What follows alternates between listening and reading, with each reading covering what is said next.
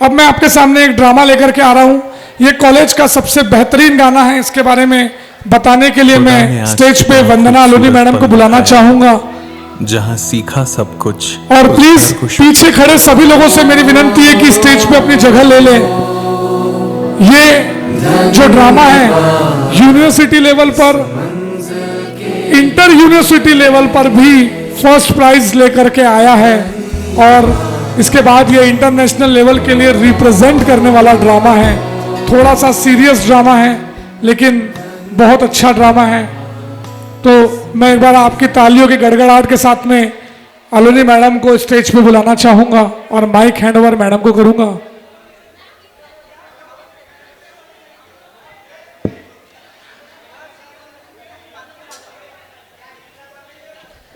Ladies and gentleman, जरा जोरदार तालियां होनी चाहिए। एक बार जोरदार तालियां हो जाए। हेलो,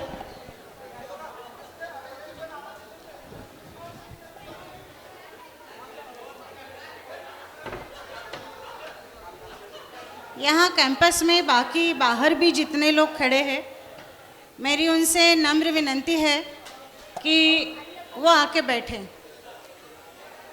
स्टेज के सामने कृपया सब लोग गैदर हो जाए।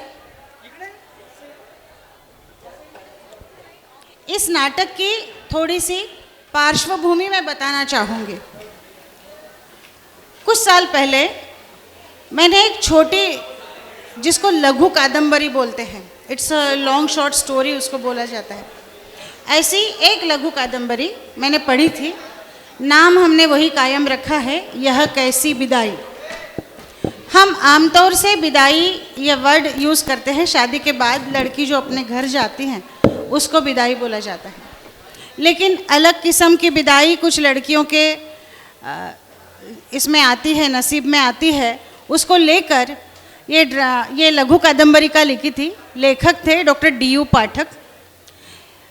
ये जबलपुर में अभी प्रैक्टिस करते हैं, मेरी उनसे बात होते रहती है हमेशा। एनोरेक्टल सर्जन हैं। उनकी वो लघु कादंबरी का पढ़ने के बाद में अपने एक बहुत फेमस नाटककार रहे हैं विजय तेंदुलकर जी। विजय तेंदुलकर जी ने उस पर 100 बार नाटक, मतलब 100 प्रयोग हुए उनके, 100 प्रयोग हुए उस नाटक के। लेकिन इंसिडेंटली ये बहुत पुरानी बात हुई होगी, उसका हमें कोई कभी रिकॉर्डिंग या कभी मिला नहीं है। मुझे D.U. सर से बात हुई, उस समय उन्होंने ये बात मुझे बताई थी। ये उन्होंने बहुत पहले लिखा है, 20-22 साल पहले लिखा है। तो अभी थोड़ा काल बदल गया है, टेक्निक्स बदल गए हैं।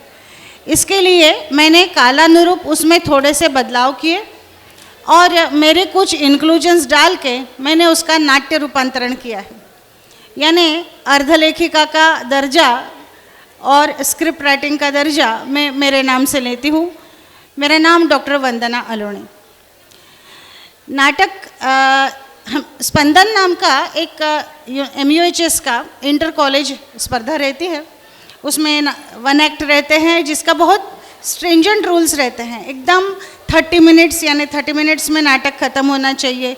स्टेज डेकोरेशन के लिए सिर्फ 10 मिनट मिलते हैं। जितने पात्र हैं उन्होंने खुद ने ही सब बोलना है। ये नहीं है कि कोई रिकॉर्डिंग हम यूज़ कर रहे हैं। कोई भी स्क्रिप्ट ये ना हो कि जहाँ पे हमें कॉपी पेस्ट का कहीं पर भी शक आएगा, ऐसी कोई स्क्रिप्ट चलती नहीं। ये और बहुत जिसको बोलते हैं कि उस क्षेत्र के एक्सपर्ट लोग जजेस बन के वहाँ रहते हैं। तो ये सारी कंडीशंस, कृपया शांत रहे, ये सारी कंडीशंस फुलफिल करते हुए ये नाटक हमने लिखा, प्रैक्टिस किया और अमरावती का पंजाबराव देशमुख जो हॉल है, मेडिकल कॉलेज जो है, उनका ऑडिटोरियम है। एक बेहद सुंदर ऑडिटोरियम वो है। वहाँ पे मतलब ये स्पर्धा हुई, 1 एक्ट की स्पर्धा हुई। वहाँ 26 एंट्रीज थी, 26 एंट्रीज थी, जो सारे अलग अलग कॉलेजेस से। लेकिन जो कॉलेजेस MUHS के अंडर आते हैं उन्हीं कॉलेजेस की एंट्रीज थी। मेडिकल कॉलेज थे, डेंटल कॉलेज थे, आयुर्वेद कॉलेज थे। इसमें ये सारे कुछ नर्सिंग कॉलेजेस थे। इन सारे इसमें मुझे बताने में बेहद खुशी होती है। और उस समय शिर्के मैडम भी हमारे साथ में थी। हम वहाँ पे फर्स्ट प्राइज़ हमें मिला, वहाँ पे इस नाटक को फर्स्ट प्राइज़ मिला। तो जैसे नाटक का प्राइजेस अनाउंस हो रहे थे, फर्स्ट प्राइज़ की अपेक्षा इकट्ठा नहीं कोई पकड़ता, थर्ड का डिक्लेयर हुआ, सेकंड का डिक्लेयर हुआ और प्राइजेस शिर्के मैडम अपने हाथ से दे रहे थे। तो अपना कहाँ है भाई इस टाइप से हम दोनों एक दूसरे को, मैं नीचे बैठी थी ऑडियंस में और मैम स्टेज पे थे, हम इशारे से बोल रहे थे कि हम कहाँ हैं मतलब। And suddenly the name announced कि फर्स्ट प्राइज़ गोज़ टू ये कैसी विदाई एमएस आयुर्वेद कॉलेज गोंदिया। और जो हमारा वहाँ पे सेलिब्रेशन शुरू हुआ, so that was the great moment I will say. सभी लोगों ने, मैम तो मेरा मजाक में बोलती है कि सबसे पहले मैं नाचने लगी वहाँ पे। तो आई जम्प्ड इन अ लॉबी और सारे बच्चों को जमा करके हम स्टेज पे रश हुए प्राइज़ लेने के लिए। उसी नाटक का प्रयोग अपने कैंपस में हो, ये हमारी हार्दिक इच्छा है। नाटक का विषय अच्छा है, आप गंभीरता से देखें। मेरी और एक इच्छा है कि इसका बहुत अच्छी तरह से रिकॉर्डिंग हो, क्योंकि ये यूट्यूब पे लिंक जा रही हैं, तो ये अपना जो नाटक है ये वहाँ पर भी रहेगा।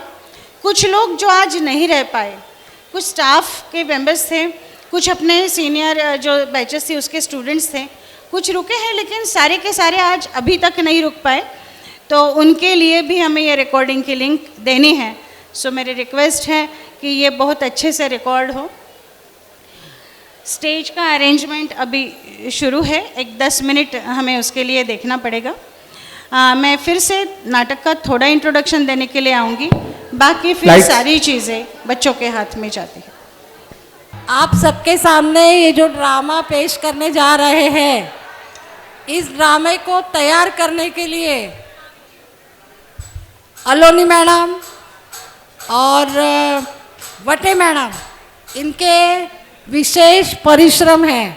जिन बच्चों ने इसमें काम किया है उन्होंने तो किया ही है, लेकिन अलोनी मैडम और वटे मैडम का इसमें बहुत बड़ा श्रेय है। बच्चों को नासिक ले जाना, बच्चों को अमरावती ले जाना और उनकी हर ज़रूरतें पूरी करना, सारी चीज़ों की तरफ उन्होंने काफ़ी ध्यान दिया है।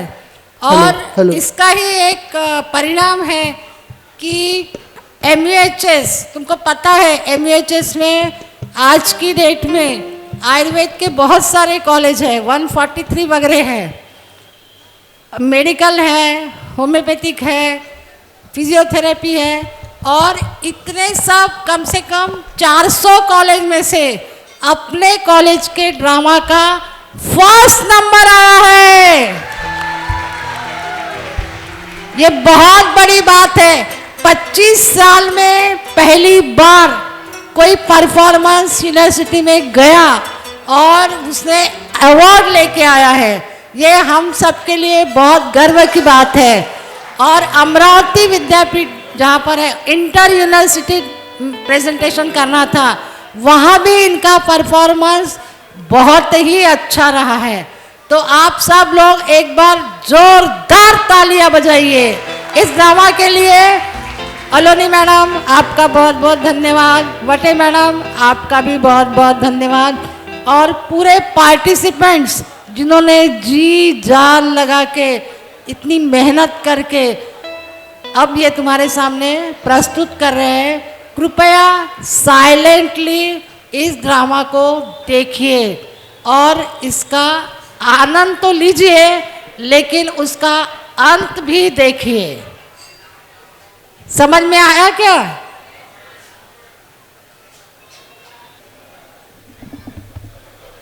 स्वागतम स्वागतम सुस्वागतम। मैं स्वरूपा और मेरी सहयोगी पंकजा की ओर से आप सभी का हार्दिक स्वागत है। हम फर्स्ट ईयर के स्टूडेंट प्रस्तुत कर रहे डॉक्टर DU पाठक द्वारा लिखित यह कैसी विदाई इस दीर्घ कथा पर आधारित नाट्य। नाट्य रूपांतरण डॉक्टर वंदना अलोनी मैम, दिग्दर्शन doctor Priyanka Vate ma'am and doctor Vandana Aloni ma'am, मार्गदर्शन डॉक्टर जयमाला शिर्केपा, प्रेरणा स्थान रिस्पेक्टेड डॉक्टर सुरेश कटरे सर एंड रिस्पेक्टेड मीनाक्षी कटरे मैम, जिसके किरदार है सुमन, सुरुचिका, रमेश, यश, अम्मा श्रावणी, नानी मेघा, दूध वाला डॉक्टर अवस्थी मयूर, डॉक्टर दृष्टि, नर्स कृष्ण कुमारी, छोटी शानू, दीदी माधुरी। तो आइए बढ़ते हमारे प्रारंभ की ओर। हम सबका जीवन प्रवास ऐसे ही रोमांचक जगह से शुरू हुआ है। यह है माँ की कोख, हाँ वही जहाँ हम हमारे जीवन के प्रथम 9 महीने रहते, सोचते हैं, सीखते हैं। यह है सुमन की कोख, जिसमें अभी अभी आकार ले रही हैं ये 2 कन्याएं।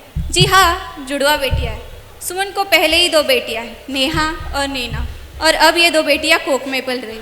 अस्तित्व का एहसास होते होते यह सब समझने लगी है आपस में और हमसे कुछ कहना चाहती है।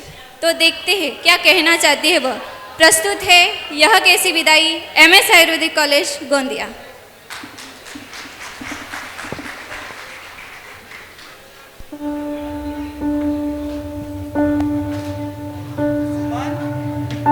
अरे ओ सुमन, कहाँ हो? देर हो रही है।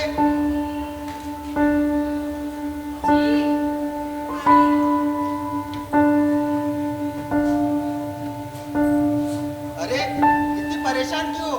क्या हुआ? मेरा टिफिन कहाँ है? दे रही हो? क्या? सच में? क्या है ये सब? पहले ही 2 बेटियां दे चुके हो, उनसे मन नहीं भरा तुम्हारा? उसमें मेरी क्या गलती? एक चांस और लेंगे ऐसा आपने ही कहा था। अरे मैंने कह दिया, तुमने तो कर ही लिया। जानती भी हो कितना परेशान रहता हूँ मैं। ऑफिस का टेंशन, घर के खर्चे, छोटी बहन की शादी, बाबूजी तो रिटायर हो गए, और ये तबीयत बिगड़ने के नाटक मेरे सामने मत करो। और ये रोना कैसा? जाओ टिफिन लाओ मेरा। ऑफिस का टेंशन अलग और घर के तमाशे अलग। अरे जीने भी दोगी तुम मुझे? कैसी अशुभ बातें कर रहे हो? शाम को जल्दी आइएगा। क्यों? और भी कुछ बचा है बताने के लिए? आज कुछ अच्छा नहीं लग रहा है, डॉक्टर के पास जाना पड़ेगा चेकअप कराने के लिए। अरे डॉक्टर क्या करेगा? वही सब, अच्छे बच्चे का स्वास्थ्य, आहार, और उनके लिए पॉजिटिव रहो। हद है भाई। हाँ, डॉक्टर मेरा एक काम कर सकता है, जानना है मुझे इस बार क्या होगा। एक और लड़की पालनी नहीं है मुझे। कुछ पता चले तो फैसला करूं, बराबर यही सही रहेगा। फैसला? कैसा फैसला? किस चीज का फैसला?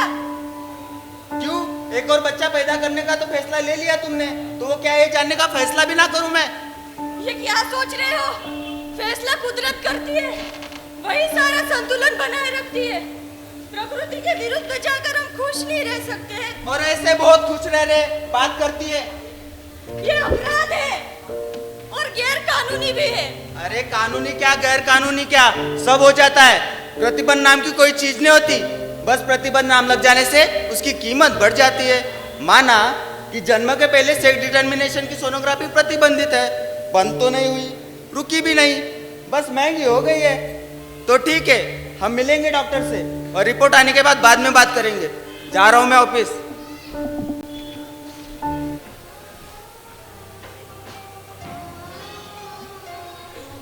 हे भगवान, ये कैसी सोच है इनकी? कैसे समझाओ इनको और सारी दुनिया को?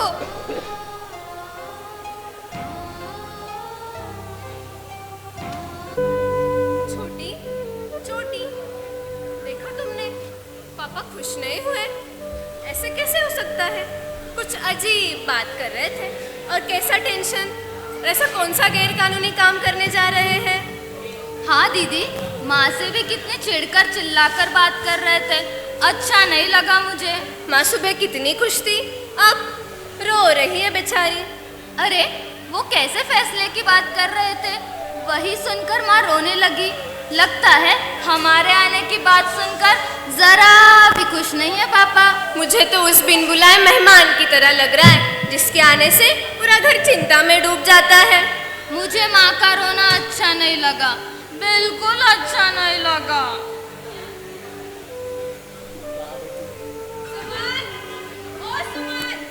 कहाँ मर गई करमजली? ओ, तू यहाँ बैठी है? रमेश बेटा ऑफिस चला गया? जी माँ जी। तो तू बैठी क्यों है? मैं कब से एक प्याली चाय के लिए तरस गई। ताज़ा दूध आने की राह देख रही हूँ माँ जी। आज भैया ने आने में बड़ी देर कर दी।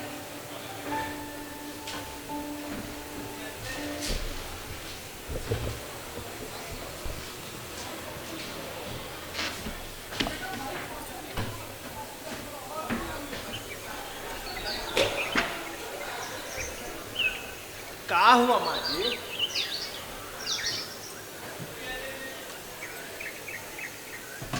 क्या हुआ? एक दिन का लेट हो गए, हम शैतान हो गए।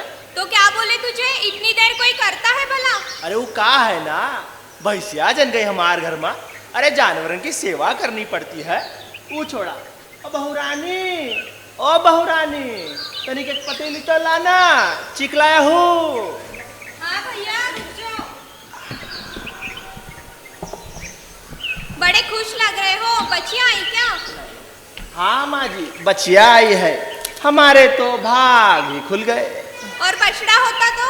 बछड़ा होता तो क्या बोले माँ जी, वही जो पिछली बार किए थे।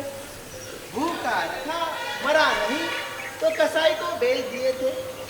चलो अब बच्चियां हैं, खुश रहो। हाँ माँ जी, बड़ी खुशी। बच्चिया ने घर आंगन रोशन कर दिया। सही कहा भैया, बिटिया घर आंगन रोशन ही करती है। हाँ लेकिन जरा ज्यादा ही रोशन हो जाए ना तो आंखें खराब होनी है बहू। जी माँ जी। जा जाके चाय बना मेरे लिए। देखा दीदी, भैंसी की बच्चिया का बड़ा सम्मान हो रहा है। बंसी काका तो जैसे नाच रहे थे। ऐसा ही होता है छोटी, जानवरों में बिटियों का सम्मान होता है। गाय भैंस बकरी बहुत प्यार और दुलार से पालते हैं लोग, क्योंकि वो बच्चे देती है, वंश बढ़ाती है। इंसान में भी तो औरतें बच्चे पैदा करती है, पालती है। अजीब उल्टे नियम है दीदी। दीदी मुझे भैंसी के पेट में जाना है, दीदी मुझे गैया के पेट में जाना है, दीदी मुझे मुर्गी मारना है दीदी। धत पगली, ऐसा कोई कहता है क्या? कितने पुण्य के बाद इंसान का जन्म मिलता है और तू है कि? मुझे तो जानवरों का झुंड ही अच्छा लगता है। न कोई सास, न कोई बहू, न कोई नियम और न कोई रिवाज। बड़ी बदमाश होती जा रही तू। अच्छे से पीटूंगी तुझे, दीदी हो तेरी। तो मैं मार खाने के लिए थोड़े बैठे रहूंगी, मैं तो मस्त भाग जाऊंगी। ले पकड़ मुझे, पकड़ पकड़। दीदी यहाँ कितनी कम जगह है, अपन बाद में जी भर के खेलेंगे। हाँ सुन तो, आज नानी आने वाली है, हमारे लड्डू भी लाएंगी। मुझे लड्डू नहीं पसंद दीदी, मुझे नमकीन और चटपटा पसंद है। चटोरी, तेरे कारण ही माँ इस बीच में चाट खाती रहती है। तो मैं तो अपनी मर्जी चलाऊंगी, नाचूंगी, कूदूंगी, कुछ भी करूंगी, सबसे छोटी रहूंगी ना, किसी की नहीं सुनूंगी। मेरी भी नहीं सुनेंगी। नहीं सुनूंगी, मेरी भी नहीं सुनूंगी। सुनूंगी, मेरी भी नहीं सुनेंगी। सुनूंगी, नहीं सुनूंगी।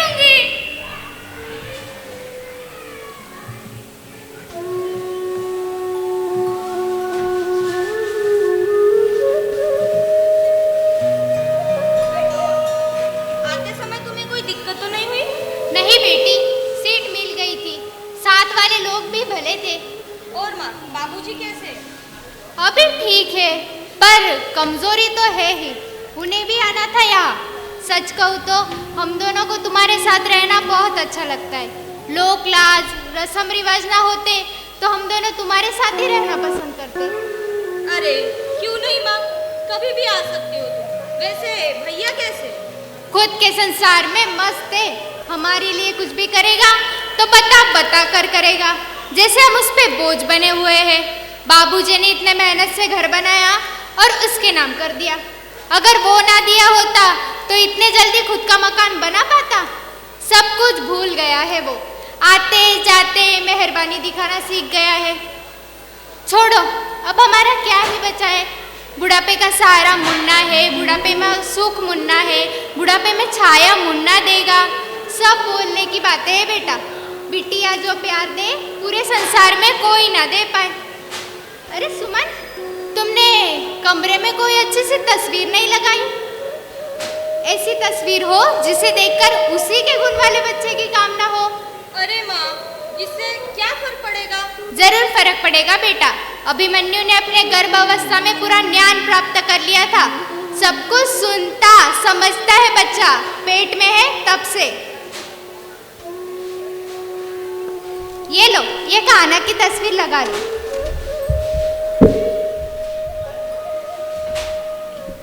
एकदम सही कहा समधन जी आपने। देखा सुमन, कितना सुंदर दिखता है कान्हा। मुझे तो पोता चाहिए इस बार, कह देती हूँ।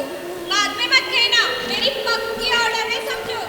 ये तो भगवान की मर्जी है ना माँ जी? कड़ियाई मर्जी वाली, जो कह दिया सो कह दिया। जा जाके कुछ पसंदीदा बना के खिला मेरी माँ को।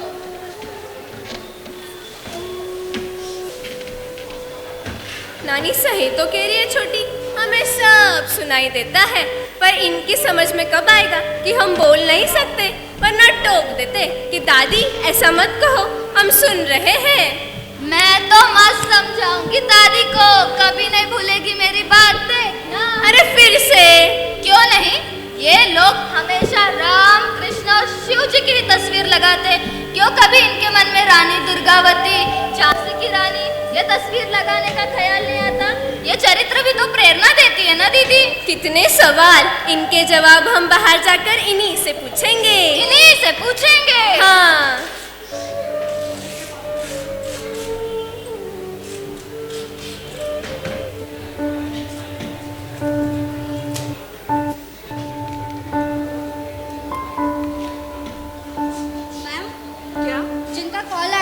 मिस्टर रमेश और उनकी मिसेस आई। अच्छा मैम नाम फिट कर दो क्या सिस्टम में? क्या? सॉरी मैम, भूल हो गई। तुम्हें कितनी बार समझाया है, हमारे पर्सनल मरीज हैं जिनके लिए फ़ोन पर समय लिया गया है, उनका नाम वगैरह लिखने की कोई ज़रूरत नहीं। आज कितने विश्वास से तमाम डॉक्टर हमारे पास केस भेजते हैं, उसे हमें निभाना चाहिए। मैम आप बुरा ना माने तो एक सवाल पूछूं? पूछो। मैम आजकल तो फ़ोन पर बात करके भी फंस सकता है, ये सब चैनल वाले डॉक्टर के दुश्मन बन गए। अरे सिस्टर तुम बहुत भोली, ये जर्नलिस्ट लोग BA पास हमारी बुद्धि से क्या टक्कर लेंगे? अरे बुद्धि थी तभी तो नीट पास करी, ना लिख कर देने की जरूरत है ना फोन करने की, सिर्फ मरीज के रिश्तेदार से इतना ही कहना है, रिपोर्ट फ्राइडे को आएगी या मंडे को आएगी। फ्राइडे मतलब फीमेल, फ्राइडे मतलब शुक्रवार यानी देवी माँ का दिन, मंडे मतलब मेल, मंडे मतलब सोमवार यानी शंकर जी का दिन। बस हो गया काम, सो सिंपल। और फीस? फीस तोहफे में ले लो, लिफाफों पर लिखवा लो शुभकामनाओं के साथ। चलो अभी फिजूल की बातें बंद करो और अपने काम पे लगो। मरीज को अंदर भेजो।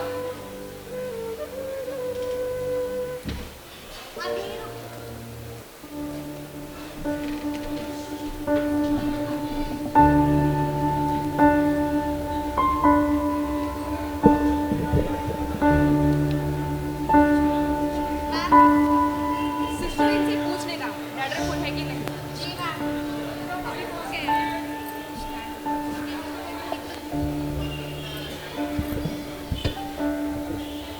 पानी पी के आई हो ना? बाथरूम तो नहीं गई?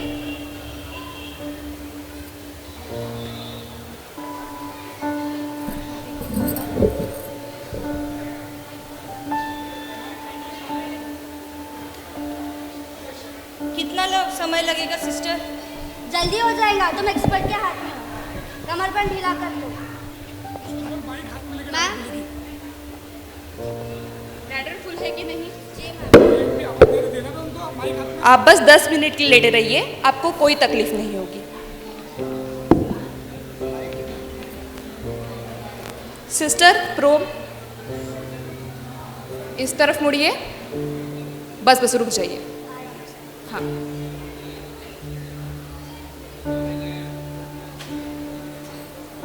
मेरा बच्चा कैसा है डॉक्टर? अब आपको सब सिस्टर समझा देगी।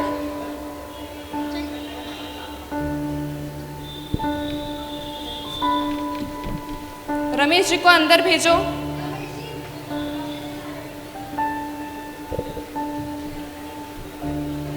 नमस्ते डॉक्टर साहब। बैठिए। देखिए रमेश जी, आपके दोनों बच्चे स्वस्थ हैं। क्या?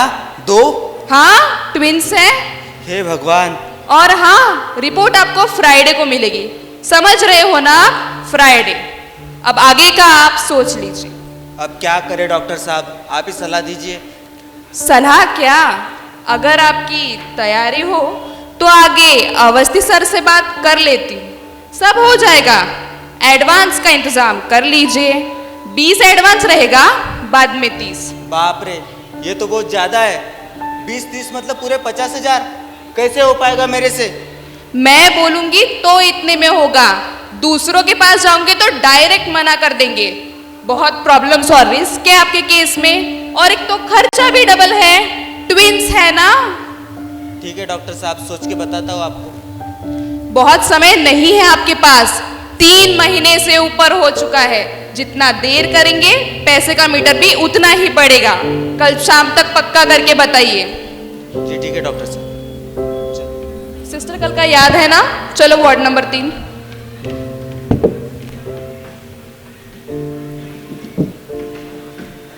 बाप रे दीदी, कैसे डॉक्टर है ये? मुझे अच्छा नहीं लगा।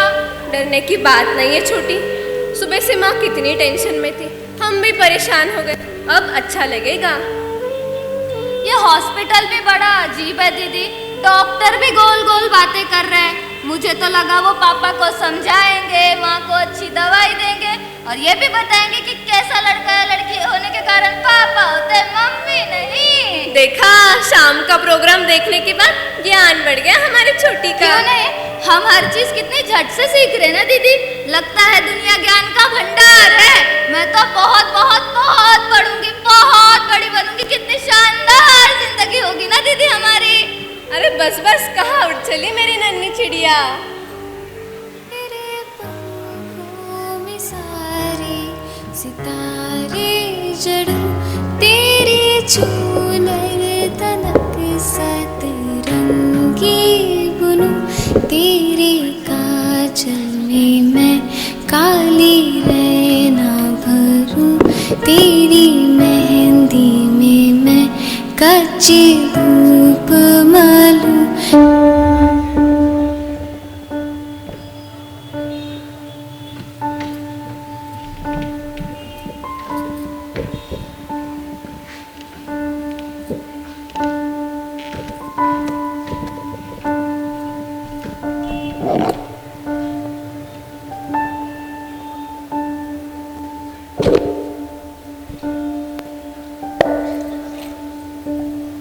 अरे टिफिन नहीं खाया आज आपने?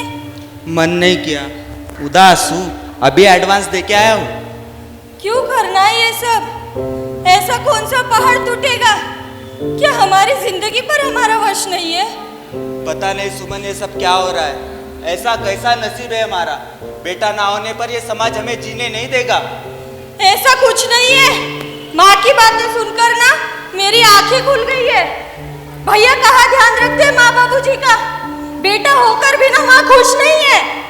सुनिए, सब कुदरत पर छोड़ देते हैं। जुड़वा बेटियां है, ये पता होने के बाद कैसी कुदरत सुमन? आगे का कुछ सोचा है? परसों ही छोटी बहन की शादी हो गई, उसका खर्चा उतारते उतारते 2 साल लग जाएंगे। बाद में नेहा की, फिर नीनू की बारी। और अगर ये 2 जन्म लेती है तो फिर हम क्या करेंगे सुमन? दुनिया बड़ी जालिम है सुमन। बेटियों को पढ़ाना ब्याहना आसान नहीं है। मुझ में ये ताकत नहीं है। धीर रखिए, सब ठीक हो जाएगा। कुछ भी अपने आप ठीक नहीं होता सुमन, कुछ ना कुछ करना पड़ता है।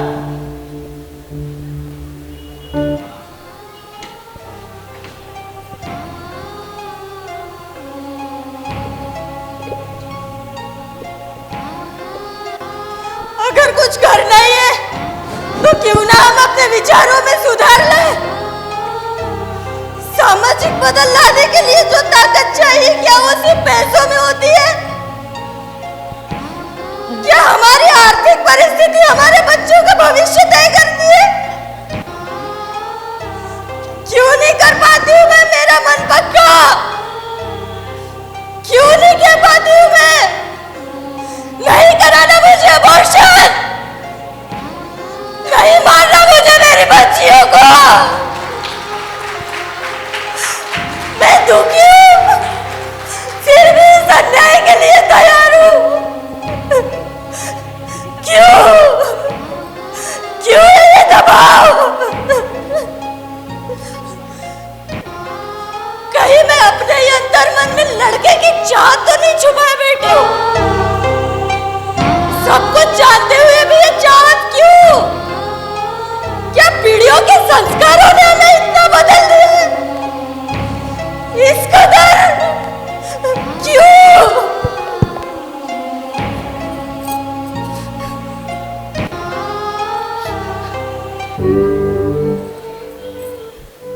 देखा दीदी, सब समझ में आ रहा है अभी, सब कुछ। जो टेस्ट और टेक्निक्स माँ की बच्चे की खुशहाली जानने के लिए बनी है, अब वही हमारे लिए खतरा बन गई है। हाँ छोटी, सोनोग्राफी बच्चे में कोई व्यंग तो नहीं, ये जानने के लिए की जाती है उसी का इस्तेमाल लड़का है लड़की, ये जानने के लिए किया जा रहा है। हमारी मौत की पूरी तैयारी कर रखी है दीदी इन्होंने, इतना क्यों डर रहे हैं हमारे जन्म से? लड़कियां मार देने से इनको क्या मिलेगा? पैसा? क्या भूखा रहने पर कोई 2000 का नोट खाता है क्या? पेट में दिन भर बस 2 किलो अनाज जा सकता है। कितना भी महंगा खाना खा लो, ज्यादा पैसा नहीं लगता। तू सोच, हमारे बगैर ये दुनिया कितनी बेरंग लगेगी। लड़कियां तो शॉपिंग जाती है ना, और एडवर्टाइजमेंट तो लड़कियां ही करती है ना। किसी को कोई काम ही नहीं रहेगा, आदमी कमाएगा किसके लिए? न बीवी न बच्चे। तो सुन, ब्रह्मा जी ने सारी सृष्टि बनाई, फिर थोड़ा सा आराम किया, फिर पुरुष बनाया, फिर थोड़ा और आराम किया, फिर बाद में जाके स्त्री बनाए। फिर न ब्रह्मा जी ने आराम किया न पुरुष ने आराम किया। देखो, लड़कियां ना हो तो सारी दुनिया ठप। सोचो, हवाई सुंदरी की जगह यदि तुम्हारा स्वागत कोई मुस्टंडा आके करे और वो आकर तुमसे बोले जा बे उधर जाके बैठ जा, इतनी तो जगह खाली है, और जब तुम उससे खाने की मांग करो तो वो बोले क्यों बे, घर से भूखा नंगा आया था क्या? क्यों मारा जा रहा है खाने के लिए? घंटे भर से तो पहुंच जाएगा। लड़कियां मारते जाओ, ऐसा भविष्य पाओ। कब समझेंगे ये लोग? कब पल्ले पड़ेगी इनकी ये बातें? छोटा सा प्रश्न है, उत्तर भी उतना ही छोटा है। न दहेज दो न दहेज लो, बवाल खत्म। जो मांगे दहेज तो दो जूते, ना ना ना ना ना, 10 जूते दो, गिनो 1। बढ़िया, जूते वाली ले पकड़ लिया जूते वाली। आज तू दौड़ी नहीं। मैं कहाँ दौड़ूंगी दीदी, यहाँ जगह ही कितनी है जो दौड़ूंगी। अब जगह का क्या है, छोटी हो या बड़ी, यही खेलना है, इतना ही खेलना है।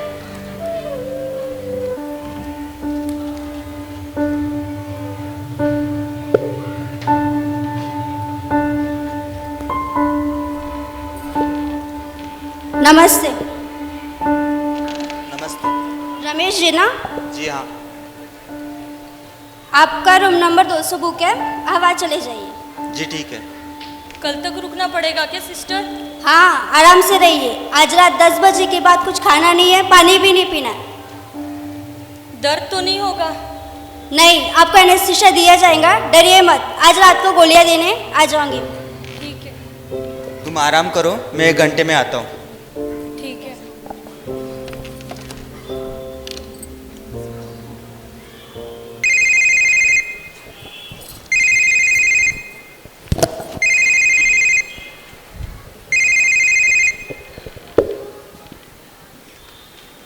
हेलो, हॉस्पिटल में हूँ माँ। अब तुमसे क्या छुपाना माँ, 2 बेटियां हैं मेरी कोख में, यही है मेरा कसूर। नहीं माँ, मेरी सास मुझे जीने नहीं देगी, कहती है कैसे फर्क नहीं पड़ेगा लड़का लड़की होने से, कहती है मैं तो तब तक ना मरूं जब तक पोते का मुंह ना देख लूं। कैसे समाज में जी रहे माँ हम, अब इसमें मेरी क्या गलती है? ठीक है माँ, बाद में बात करती हूँ। सिस्टर आइए।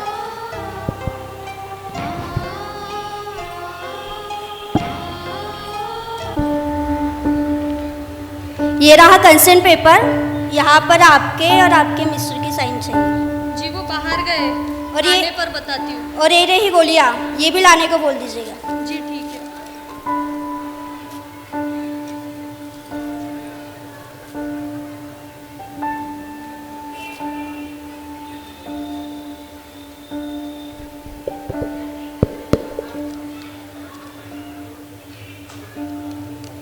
देखा छोटी, कंसेंट का मतलब अनुमति।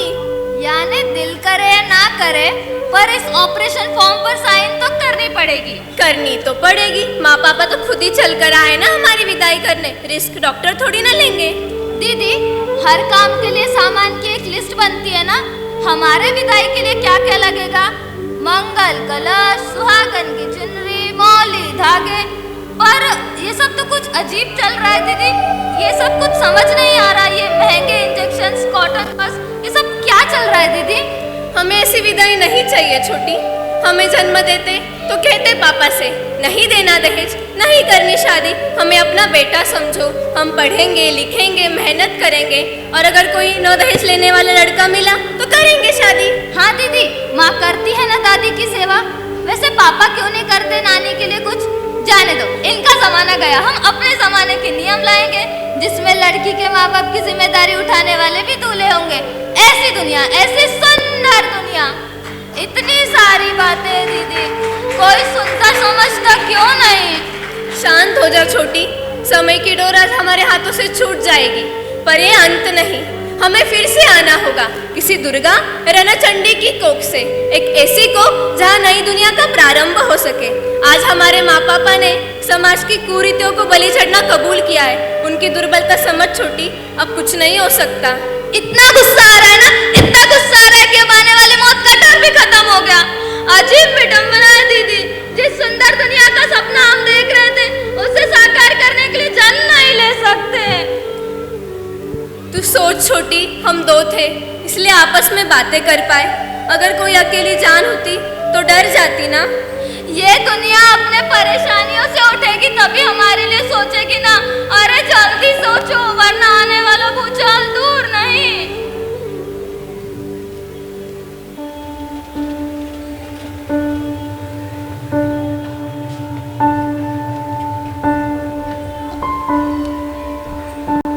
Good evening sir. Good evening ma'am. Good morning sister, कैसी हो? ठीक हो सर? हाँ तो सुमन जी आप है पेशेंट, कल जो मैंने गोली दी थी वो खाई ना?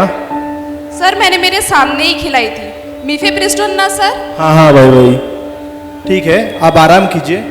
सिस्टर कल सुबह ओटी ले लेंगे ना? ठीक है सर। ओके चलिए, हमें और डॉक्टर देख, चलिए। ठीक है सर।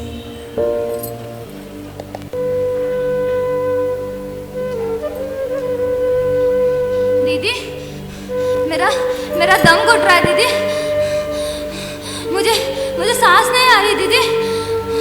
डर मत छोटी, मेरे पास आ जा। हमने तुझ पे हजारों सितम है किए, हमने तुझ पे जहां की जुल्म किए, हमने सोचा नहीं तू जो उड़ जाएगी, ये ज़मीं तेरे बिन सूनी रह जाएगी, किसके दम पे सजेगा मेरा अंगना। नन्ही चिड़ैया, नन्ही सी चिड़िया, अंगना में फिर आ जा रे।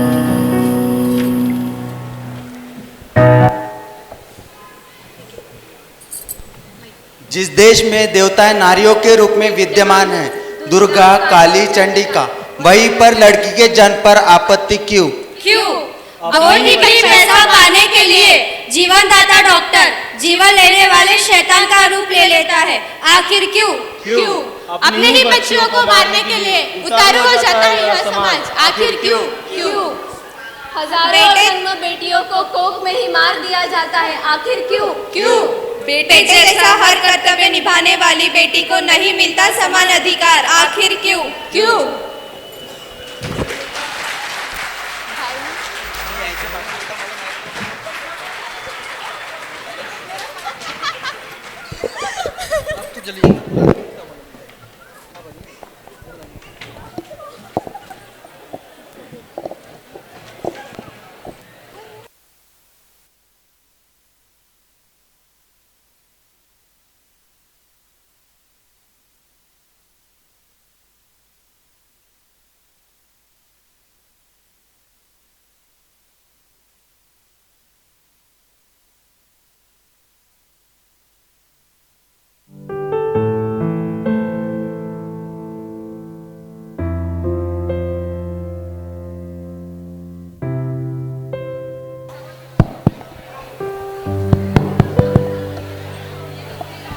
Ladies and gentlemen, ये एक बहुत ही अच्छी प्रस्तुति थी, बहुत ही हार्ट टचिंग, बहुत ही हम सभी के लिए एक बहुत ही बड़ी लर्निंग है लाइफ में। कहते हैं गुरु नानक देव जी कह गए हैं कि सो क्यों मंदा आखिए जो जम्मे राजान। इसका मतलब ये है कि भाई हम उन बेटियों को बुरा क्यों बोले, हम उन छोटी छोटी नन्ही परियों को बुरा क्यों बोले। उन्होंने ही राजाओं को, बड़े बड़े महात्माओं को भी उन्होंने ही जन्म दिया है। सो मैं आप सभी से यही कहूँगा, एक प्यारा सा मैसेज है ये प्रेजेंटेशन के थ्रू कि बेटियों का सत्कार करो, बेटों की तरह उन्हें प्यार करो। एक बार इस प्रेजेंटेशन के लिए जोरदार तालियां हो जाए एवरीबॉडी। रही है मंजिल प्यार की,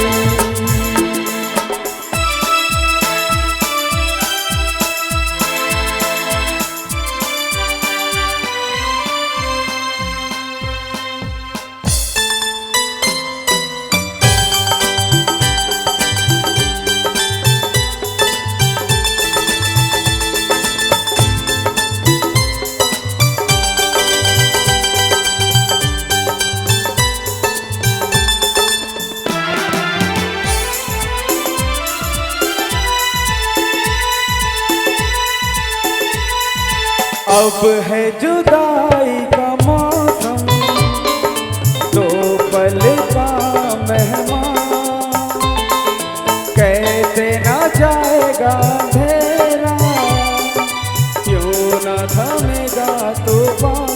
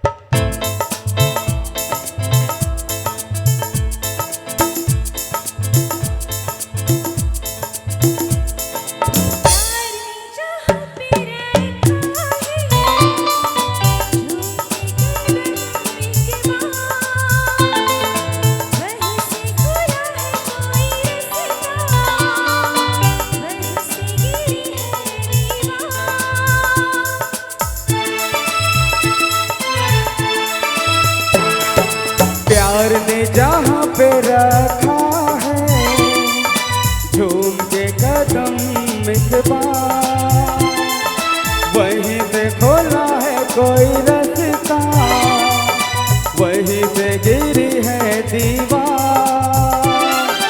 रोके कब रुकी है मंजिल प्यार की।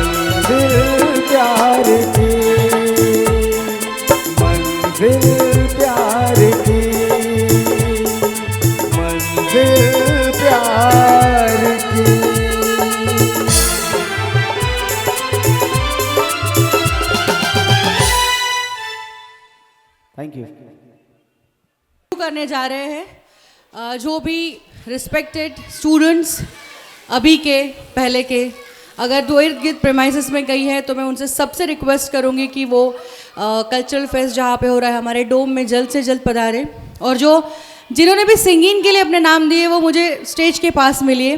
बस 5 या 10 मिनट में हम सिंगिंग प्रोग्राम शुरू करने जा रहे हैं। सबसे रिक्वेस्ट है कि आप यहाँ वहाँ ना बैठते हुए ये कुर्सियों पे उसे आप सब आके बैठ जाइए।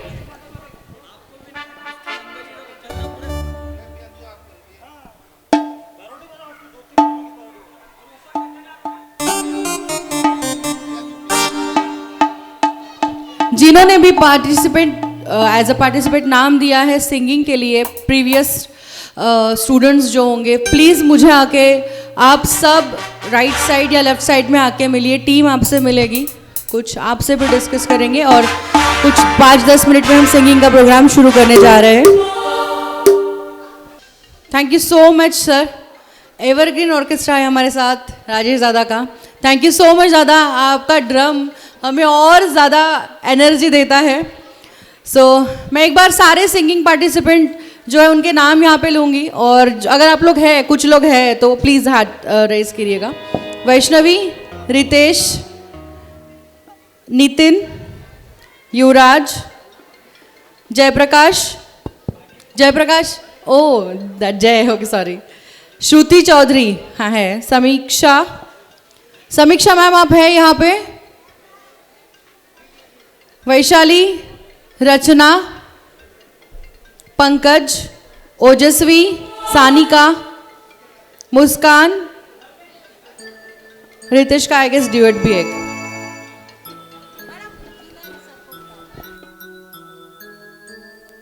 हेलो विनय सर, आप जहाँ कहीं हैं आपको मैम बुला रहे हैं, कटरे मैम बुला रहे हैं, प्लीज स्टेज के पास मिलिए। Hello check. हेलो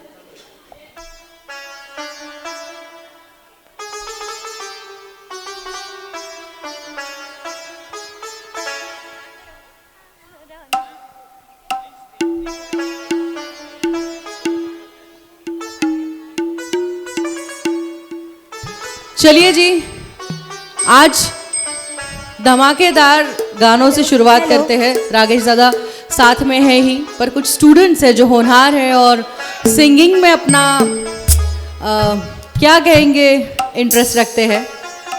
कल जैसा ही करूँगी, आज तो शायद नाम की और मेरे इंट्रोडक्शन की ज़रूरत नहीं है। कल हम लोगों ने खूब साथ में बहुत एक मेमोरेबल शाम बिताई है और आज भी इसी शाम का आगाज़ करते हैं। और जो भी मेरे दोस्त यहाँ वहाँ बैठे हैं, सबको रिक्वेस्ट करूँगी कि आप सब प्रीमाइसेस में आइए। हम सब आपका इंतज़ार कर रहे हैं, बहारदार गाने आपका वेट कर रहे हैं। सो प्लीज़ वैष्णवी को मैं यहाँ पे बुलाना चाहूँगी। वैष्णवी, आप प्लीज़ आज के शाम की शुरुआत अगर आप करेंगी, जिस तरीके से वैष्णवी रेडी है आप सबको अपना सिंगिंग टैलेंट दिखाने के लिए, मैं भी रेडी हूँ आपको वेलकम करने के लिए। वैष्णवी प्लीज़, जितने लोग हैं ज़ोरदार तालियां बनती है, ये तालियां उतनी जोर से होनी चाहिए आपके दोस्तों को बुलाने के लिए।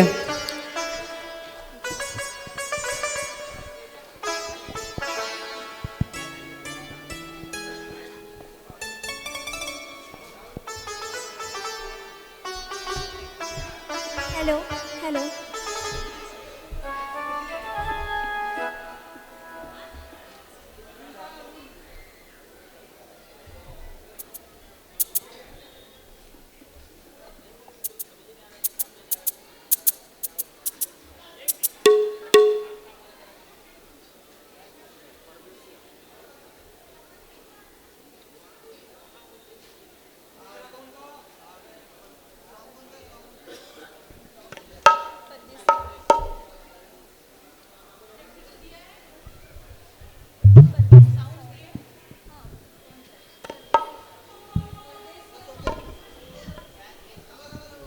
सारे सिंगिंग पार्टिसिपेंट सबको मैं बता दूं, डबल टेपिंग की है गाइज।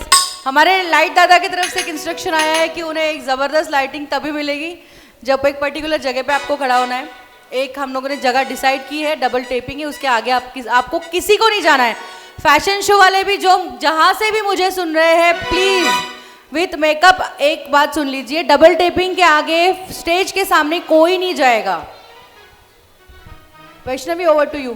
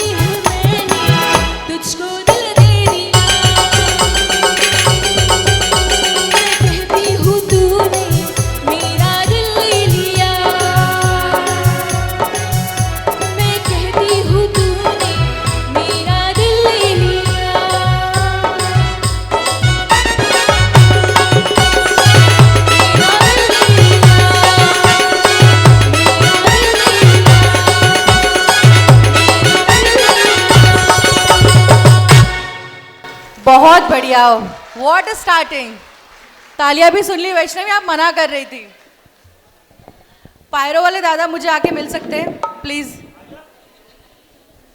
टेक्निकल सिंगिंग के लिए जो भी लगेगा, सुर ताल, आप राजेश दादा से जाके मिलिए, जितने भी यहाँ पे हैं। रितेश, आप सबने टेक्निकल दे दिया है, जो भी देना है सुर ताल का दादा को, वहाँ जाके पहले मिलिएगा, उन्हें भी बताइए, है ना सर, कौन से सॉन्ग्स है क्या है, तो वो प्रायर रेडी रहेंगे, ठीक है। मैम राजेश दादा की ग्रुप में से मैम आना चाह रहे थे, सो प्लीज़ मैं मैम जोरदार तालियों से स्वागत करूंगी आपका। हमारे एवरग्रीन ऑर्केस्ट्रा की मैम है, मैं उनका नाम नहीं जानती। राजेश दादा आपकी टीम में से मुझे अभी बताया गया कि कोई मैम आएंगे जी।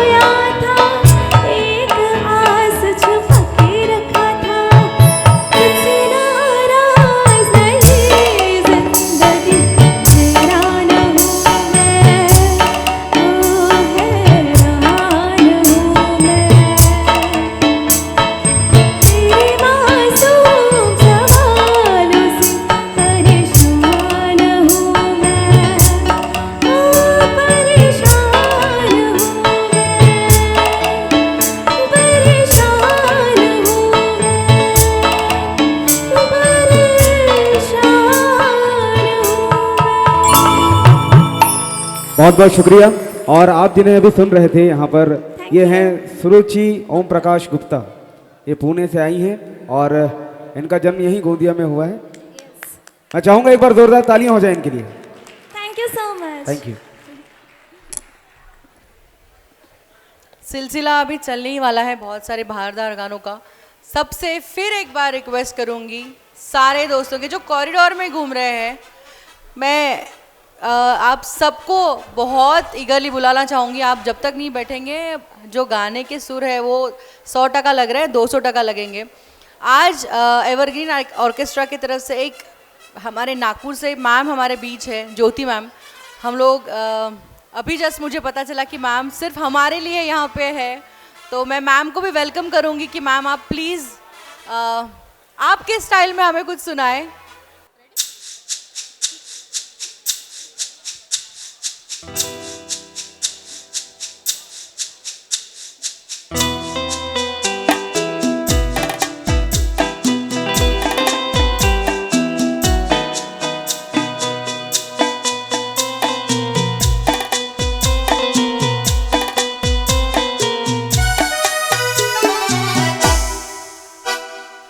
ये समा समा है ये प्यार का, किसी के इंतजार का, दिल ना चुराए कहीं मेरा मौसम बहार का। ये समा समा है ये प्यार का, किसी के इंतजार का, दिल ना चुराए कहीं मेरा मौसम बहार का।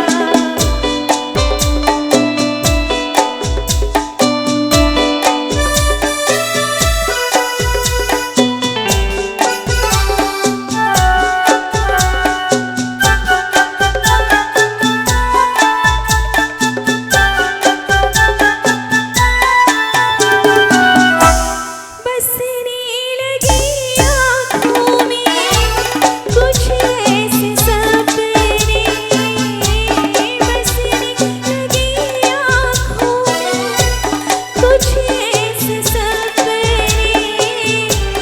कोई बुलाए जैसे नैनों से अपने, नैनों से अपने।